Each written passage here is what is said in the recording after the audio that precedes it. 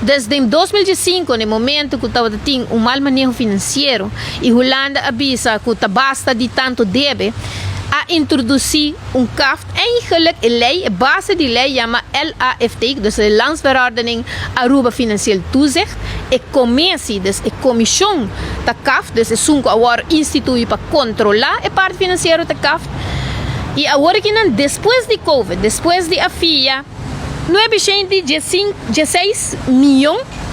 para pôr a passa dor de pandemia, dor de crise, com todo tipo de ajuda na outro, mas também no governo mesmo, logicamente,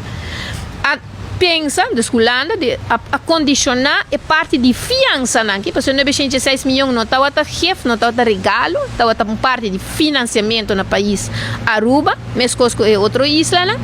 e a condição está começar a ter mara e finanças aqui na lei de reino, como toezicht de parte financeira. E para o meu ponto, para aqui com minha nota de acordo, logicamente eu mencionei,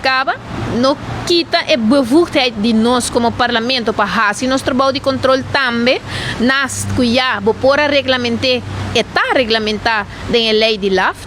pero não mais que o LAFT havia uma lei outdated, desde 2018 ela perde sua base de norma que bota, como disse, é norma que vamos ser condicionar aqui que o resultado que o país me se logra,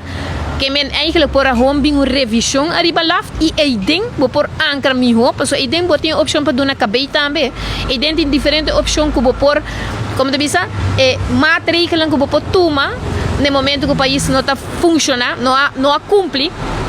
Porque não saco a outra governo e nossa confiança não saco não está trabalhando com seriedade e responsavelmente, mas não sabe que depois de saque por cinto outro governo e agora não sabe se não está a trobe assim e mesmo quando não se acaba.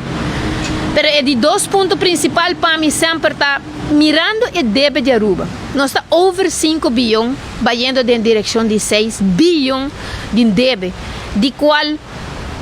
bilhão de Holanda e 1 bilhão está assim que quer condicionar